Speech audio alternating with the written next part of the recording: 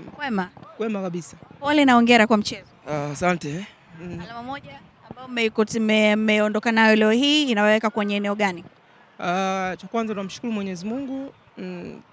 Tumepata alama hii moja na inatusogeza kidogo kwa sababu mechi mbili za mwisho tumetoka kufungwa.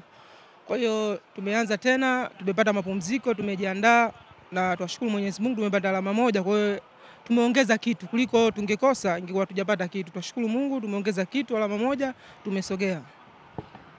Utofauti ukiangalia labda kwa benchi la ufundi ambalo limetoka Coastal Union mpaka hili ambalo liko sasa hivi, kuna utofauti wote ambao umeuona? Utofauti upo, kila kocha ana mbinu zake na mifumo yake. Kwa hiyo tofauti upo, kocha aliyepita na mifumo yake tumeapply.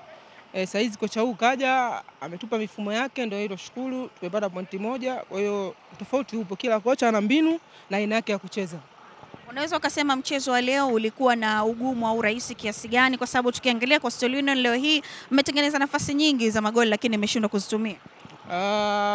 Mchezo kweli ulikuwa sio mgumu sana kwetu sisi, japo tumepata kweli, tumetengeneza nafasi. Naamini mechi inayokuja nafasi tuzizotengeneza leo naamini tutaenda kuzifanyia kazi.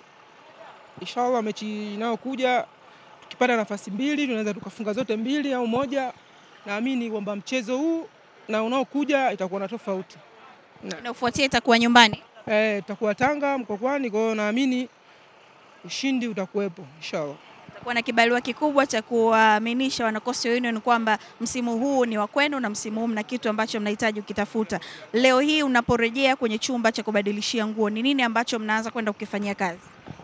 Cha kwanza kufanyia kazi kama ulivyosema, tumetengeneza nafasi hatujaweza kufunga. Kwa hiyo naamini kwamba tukirudi katika uwanja wa mazoezi tutafanyia kazi, na naamini hilo ndio jambo kubwa kwamba tuscore kila tukipata nafasi tufunge. Sasa kila la heri. Amina inshallah.